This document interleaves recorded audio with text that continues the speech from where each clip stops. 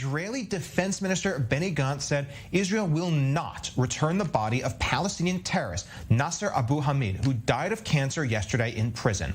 This choice was made in accordance with government policy of not returning bodies for free. Terror organizations still hold the bodies of kidnapped Israelis as bargaining chips, and Israel must use terrorist bodies accordingly.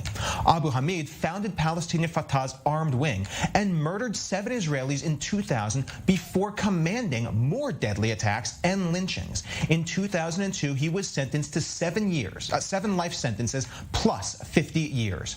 Now, for more on this, we are joined by Jonathan Regev, I-24 News defense correspondent. Jonathan, let's get to the very beginning here.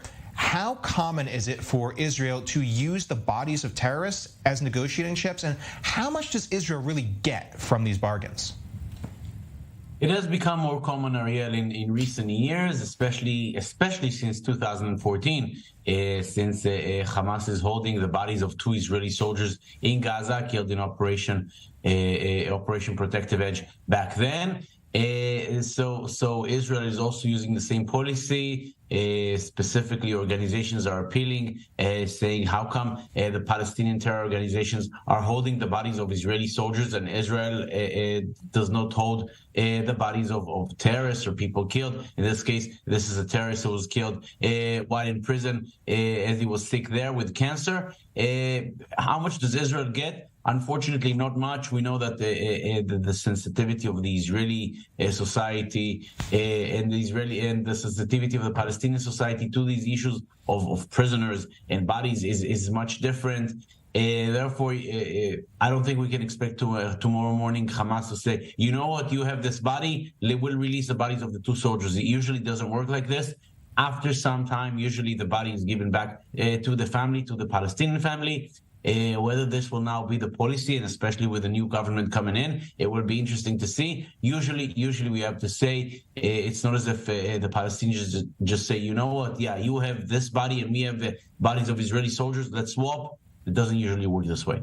Yeah, and you've mentioned just how lopsided these trades are. For a live Israeli, they can get back literally over 1,000 prisoners. For bodies, they can get back dozens, if not hundreds. How can Israel improve its bargaining position or really step back and say, no, we're not going to give you these numbers if you're not going to give us something concrete? I'm not sure Israel can, because Israel set a precedent. It was the designated prime minister, Benjamin Netanyahu, who was the prime minister in 2011. And then the precedent was set for 1 Israeli soldier, Gilad Shalit, for 1 Israeli soldier alive.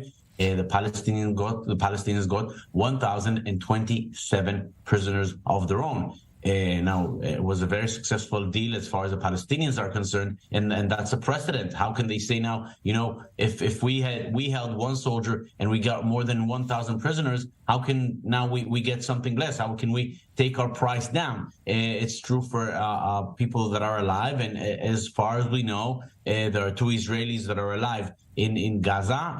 One, a Bedouin who crossed the border, and just a few months ago, a video of his emerged. Another one, also a man who crossed into Gaza with mental issues. As far as we know, he's alive in Gaza. And of course, those 2 bodies, the Palestinians say, that's the precedent we set. That's a price we got.